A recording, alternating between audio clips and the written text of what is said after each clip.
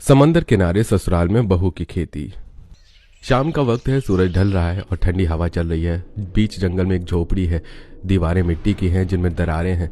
घर के बाहर पूरा परिवार कावेरी, माधव, कामिनी, रघु और प्रिया इंतजार में खड़े हैं। तभी अर्जुन अपनी नई नवेली दुल्हन सृष्टि को लेकर आता है। उसने सृष्टि से लव मैरिज की थी। हे भगवान, ये घर है या कोई खंडहर? मैंने सोचा था छोटा होगा, लेकिन यहाँ तो कुछ और ही है। लो जी, आ गई हमारी महारानी। देख रही है, ऐसे देख रही है जैसे करण जौहर के सेट की जगह क्राइम पेट्रोल के सेट पर आ गई हो। भाभी चुप रहो, बेचारी अभी आई है, डराओ मत। आओ बेटा, गृह प्रवेश करो। बहू, हमारे पास कुछ नहीं है और जो है वो तुम्हारे सामने है। सृष्टि, मुझे माफ कर दो। मैंने तुम्हें महलों के सपने दिखाए थे, पर लाया इस झोपड़ी में हूँ।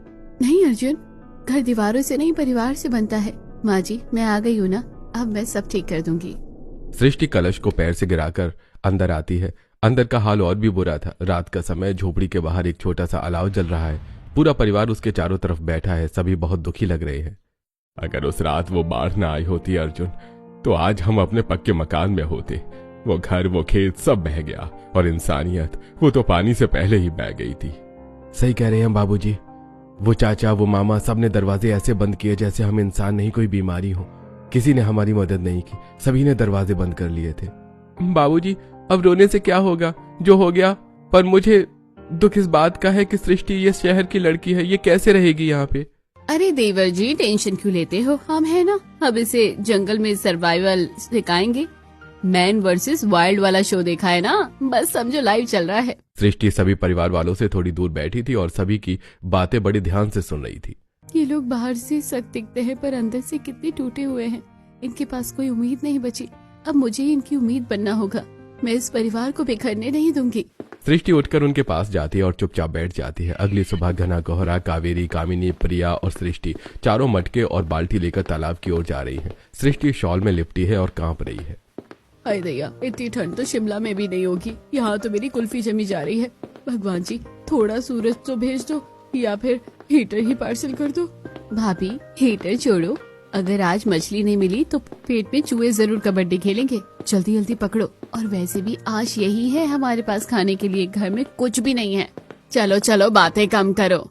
सभी औरतें तालाब किनारे पहुंच जाती हैं। तालाब का पानी बर्फ जैसा ठंडा है।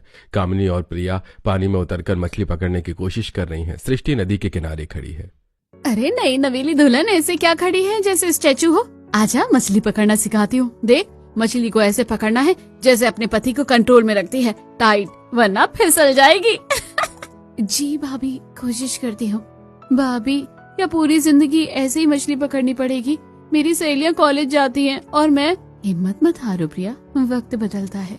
सुबह का समय था। नाश्ते में मछलियां थीं। घर के आदमी मछलियां खाकर अब मजदूरी पर जाने के लिए तैयार हो रहे थे। उनके कपड़े जगह जगह से फटे हुए हैं। सृष्टि अर्जुन को देख रही है।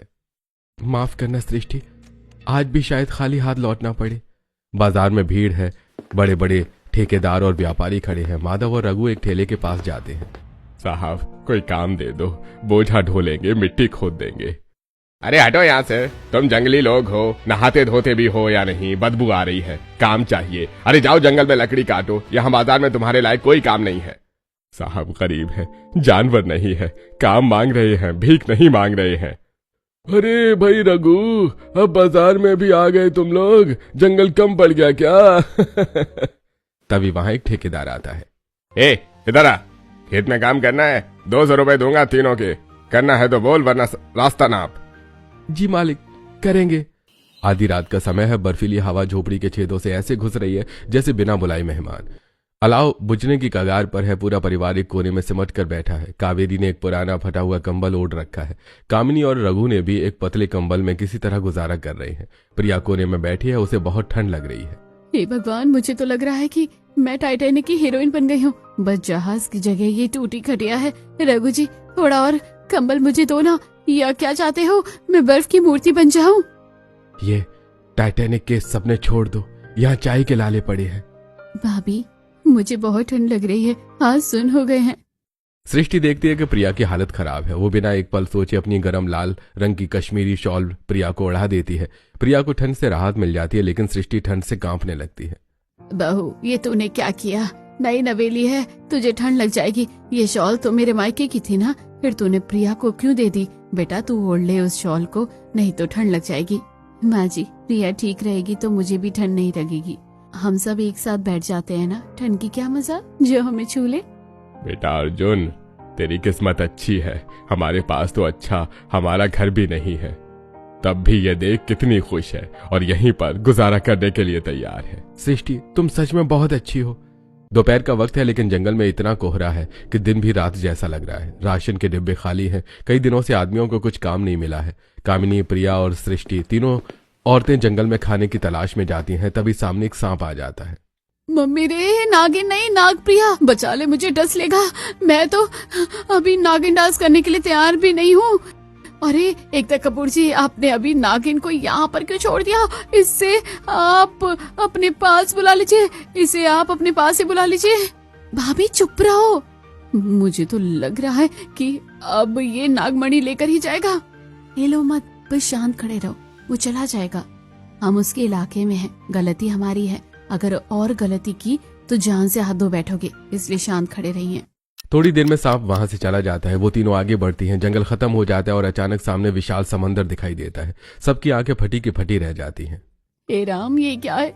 इतना पानी, हम तो आज तक यहाँ आए ही नहीं।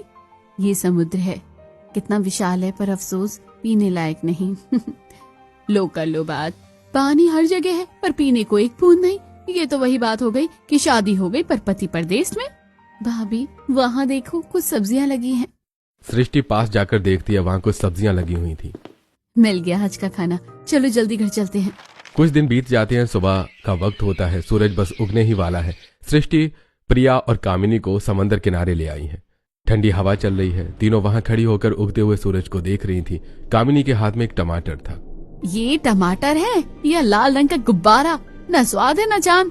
कामिनी उस टमाटर को खाती है। तो इसमें तो कीड़ा है, मेरी किस्मत की तरह ये भी सड़ा हुआ निकला। कामिनी गुस्से में उस आधे टमाटर को खाए हुए पास की गीली मिट्टी में फेंक देती है। कुछ हफ्ते बीत गए।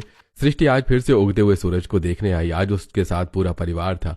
जहां कामिनी ने टमाटर फेंका था वहां छोटे छोटे हरे पौधे निकल आए हैं और उनमें नन्हे नन्हे टमाटर लटक रहे हैं।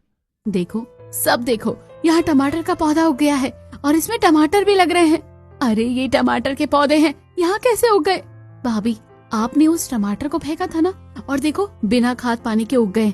इसका मतलब समझे, ये जमीन बंजर नहीं है, सोना है। हम यहाँ खेती कर सकते हैं। खेती? बहू, दिमाग तो नहीं फिर गया है?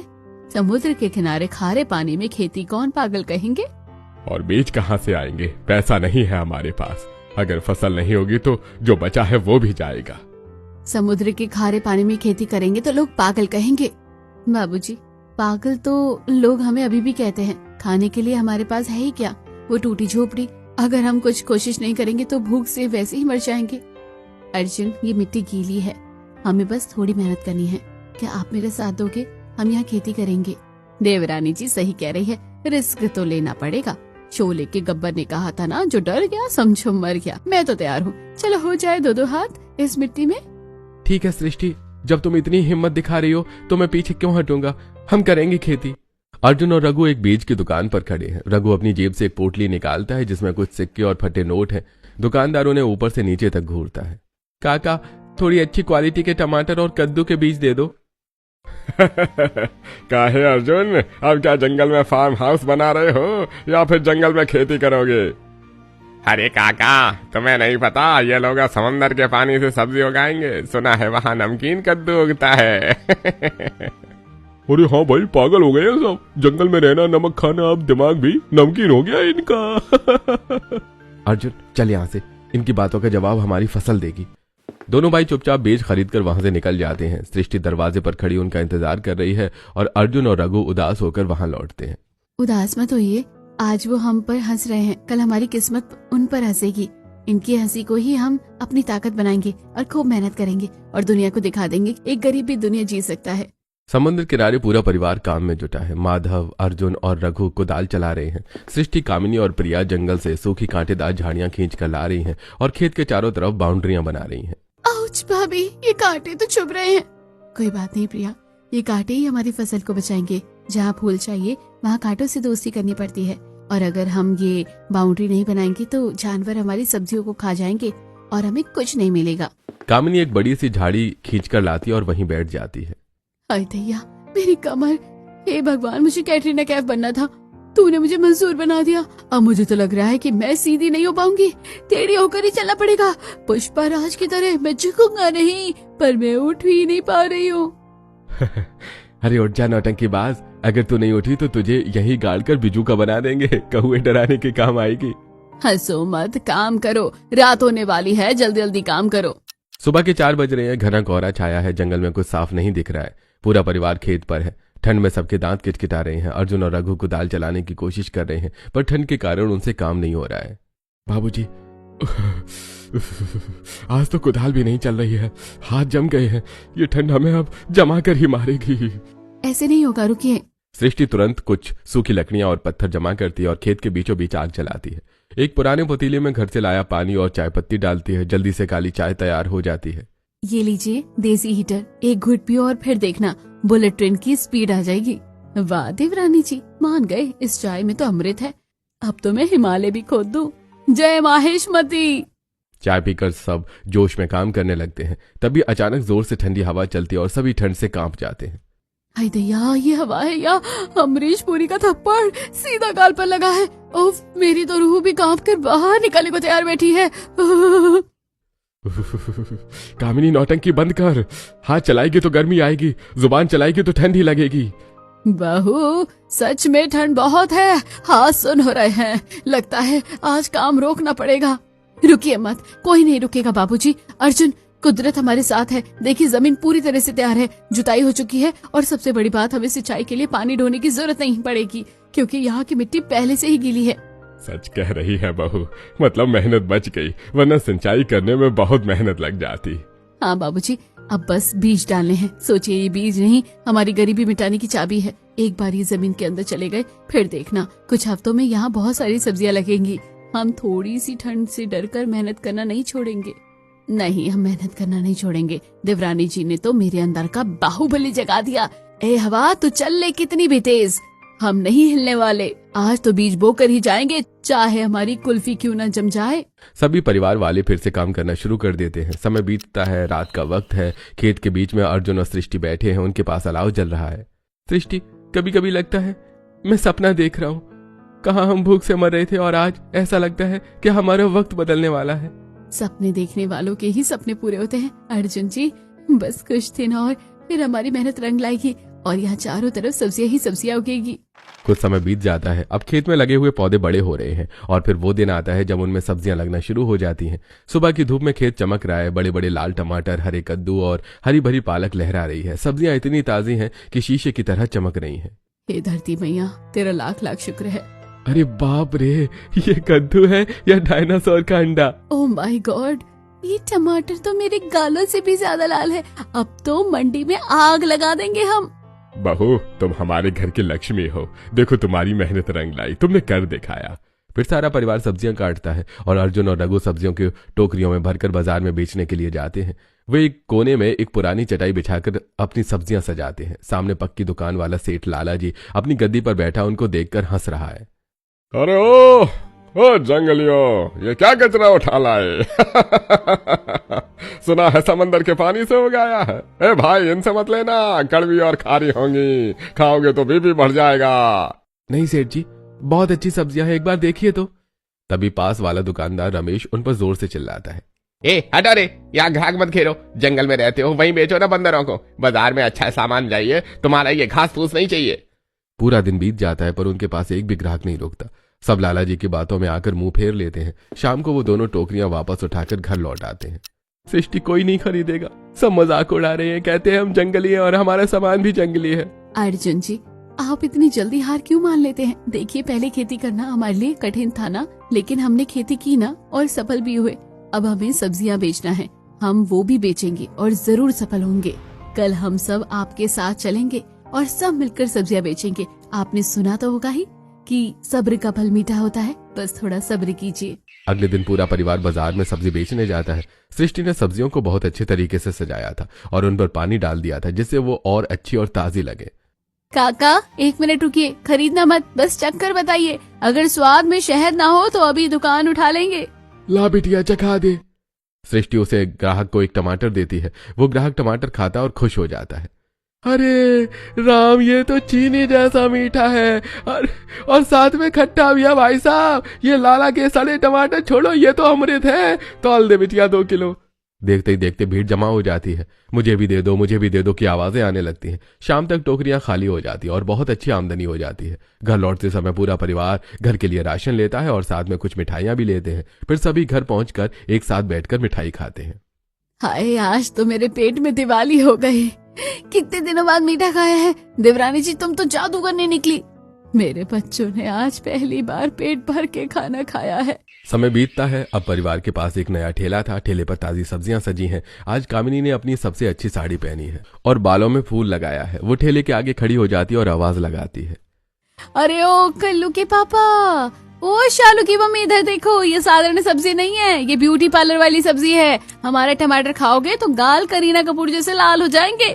हमारी पालक खाओगे तो बॉडी ऋतिक रोशन जैसी बनेगी। आ जाओ, लूट लो, ऐसा ऑफर फिर ना मिलेगा। अरे कामिनी भाभी क्या डायलॉग मारा है। 2 किलो भिंडी तोल दो इसी बात पे। लोग हंस रहे हैं और सब्जियां धड़ाधड़ बिक रही हैं। वहीं गांव वाले जो पहले जंगली कहते थे अब रुककर इज्जत से बात करते हैं। अरे कामिनी, तुम्हारे घर की सब्जी में तो अलग ही स्वाद है। कल मेरे लिए कद्दू बचा कर रखना। भाभी, तुम तो बॉलीवुड में होनी चाहिए थी। यहाँ सब्जी मंडी में क्या कर रही हो? अरे देवर जी, वो तो करण जौहर का फोन नहीं आया, वरना मैं तो कब की निकल जाती। चलो चलो, ग्राहक आ रहे हैं, जल्दी जल्दी सब्जियां तोलो। दोपहर का समय है। मंडी में भीड़ भाड़ है। अर्जुन और सृष्टि अपने ठेले पर सब्जियां तोल रहे हैं। कामिनी वहीं बैठकर पैसे गिन रही है। तभी उनकी नजर थोड़ी दूर खड़ी सीमा काकी पर पड़ती है, जो बहुत दुखी लग रही थी। भाई साहब, थोड़े पैसे दे दो। मेरा बेटा बहुत बीमार है, डॉक्टर ने दवा मंगाई है, जेब में 1 रुपया नहीं है, मदद कर दो। अरे चलो चलो, आगे बढ़ो, आगे बढ़कर भीख मांगो। अरे ये तो वही पानी वाली काकी है। उस दिन तो बड़ी महारानी बनकर हम पर पानी फेंक रही थी, आज खुद पानी पानी हो रही है। इसे कहते हैं ऊपर वाले की लाठी। भाभी, किस दिन की बात कर रही हो? क्या किया था इन काकी ने? अरे देवरानी जी, घर में पैसे नहीं थे, इसलिए हमने सोचा कि बाजार में लकड़ियां बेच कर आते हैं। सासू माँ प्रिया और मैंने जंगल से लकड़ियां काटी और यहाँ बाजार में बेचने के लिए लेकर आए। और इस काकी ने हमारी लकड़ियों पर पानी डाल दिया और हमारा बहुत मजाक उड़ाया, इसलिए भगवान ने इसको ऐसी सजा दे दी। भाभी, अभी ताने माने का वक्त नहीं है, और वैसे भी उस बात को काफी दिन हो गए हैं, भूल जाइए। वो एक माँ है और तकलीफ में है, हमें उनकी मदद करनी चाहिए। तुम सही कह रही हो सृष्टि। सृष्टि और अर्जुन सीमा काकी के पास जाते हैं। काकी, ये रख लो, बेटे का इलाज करवा लेना। मैंने तुम्हारे साथ बहुत बुरा किया, तुम्हें जलील किया, और तुम मेरी मदद कर रहे हो। काकी, हम उस बात को भूल चुके हैं, आप भी भूल जाइए। मुझे माफ कर दो बेटा। माफी मत मांगिए काकी, बस याद रखिएगा वक्त सबका बदलता है। आज हमारा अच्छा है, कल किसी और का होगा।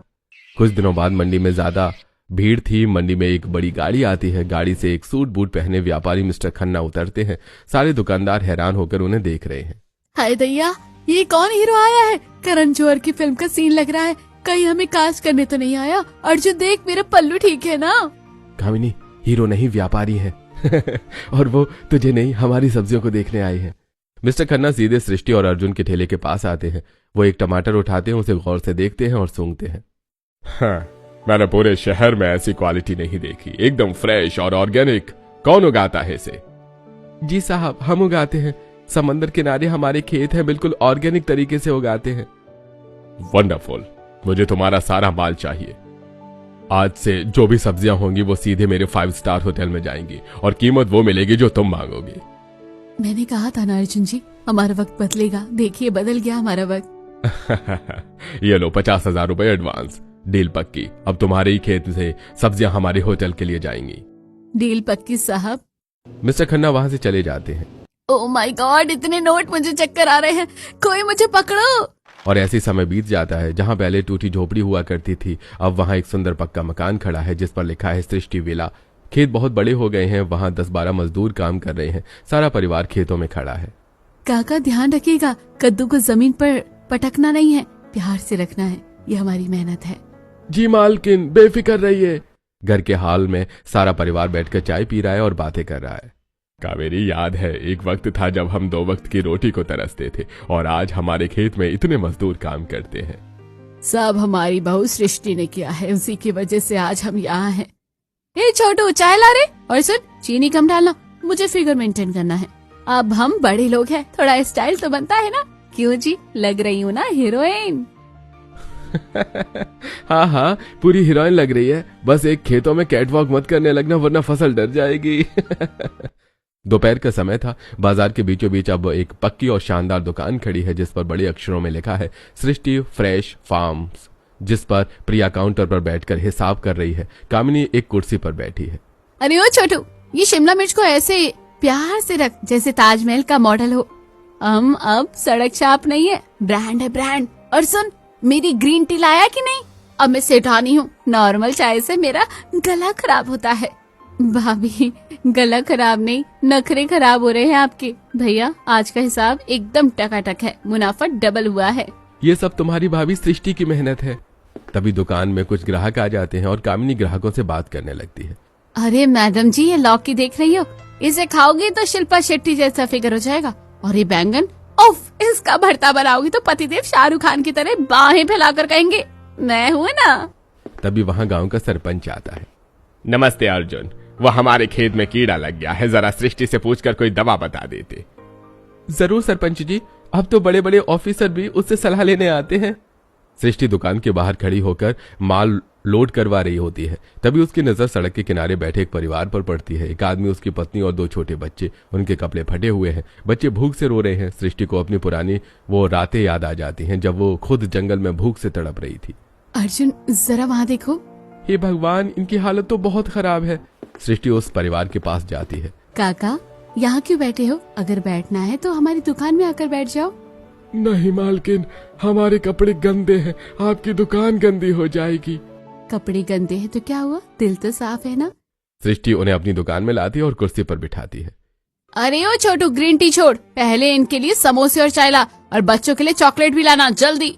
मालकिन, हमारा छोटा सा घर था, जमीन थी, पर साहूकार का कर्ज नहीं चुका पाई। उसने सब छीन लिया, घर से निकाल दिया। अब दर दर की ठोकरें खा रहे हैं। काका रोइए मत, आपका दुख हम समझ सकते हैं। हमने भी वो दिन देखे हैं जब छत नहीं थी और खाली पेट था। हाँ भाई साहब, गरीबी बहुत बुरी विलन होती है, पर अब आप हीरो की एंट्री वाली जगह पर आ गए हो। काका, भीख मांगना छोड़ दीजिए, आप हमारे साथ काम करेंगे हमारे समुद्र किनारे वाले खेत में। काम? आप हमें काम देंगी? हाँ काका, रहने के लिए छत भी देंगे और मेहनत का पैसा भी। हमारे खेत को मेहनती लोगों की जरूरत है। हम आपको मजदूरी देंगे और इज्जत भी। हम सब एक परिवार हैं, बस याद रखना वक्त बुरा हो सकता है, पर हिम्मत कभी नहीं हारनी चाहिए। शाम का समय था। दुकान पर बहुत ग्राहकों की भीड़ लगी थी। कामिनी एक कुर्सी पर बैठी थी और ग्राहकों से बात कर रही थी। सुबह का समय है। सूरज समंदर की लहरों के पीछे से धीरे धीरे ऊपर आ रहा है। ठंडी हवा चल रही है। पूरा परिवार, माधव, कावेरी, रघु, कामिनी, अर्जुन, सृष्टि और प्रिया समंदर किनारे अपने खेतों में खड़े हैं। उनके हाथों में गर्मा गर्म चाय के कप है। कावेरी, मुझे तो यकीन ही नहीं होता कि आज हम यहाँ तक पहुँच गए हैं। मैंने तो कभी सोचा ही नहीं था कि हमारा बड़ा घर होगा, गाड़ी होगी, खेत होंगे, बाजार में सबसे बड़ी दुकान होगी। ये सब सपने जैसा लगता है कावेरी। सही कह रहे हैं, ये सपना जैसा लगता है, लेकिन ये असलियत है। हाय, ये क्या डायलॉग मारा है। अब तो बस बैकग्राउंड में वायलिन बजना बाकी है। वैसे देवरानी जी, क्रेडिट तो तुम्हें ही दिया जाता है। तुमने समुद्र के किनारे को भी फार्म हाउस बना दिया। ये मेरी अकेले की मेहनत नहीं थी, हम सबने मिलकर पसीना बहाया है। और बाबूजी, वो कहते हैं ना, लहरों से डरकर नौका पार नहीं होती, कोशिश करने वालों की कभी हार नहीं होती। हमने मान लिया होता तो हार जाते, ठान लिया तो जीत गए। वाह, क्या बात कही है। चलो, इसी बात पर एक फैमिली सेल्फी तो बनती है। प्रिया के साथ सब लोग सेल्फी लेते हैं और हंसते हैं।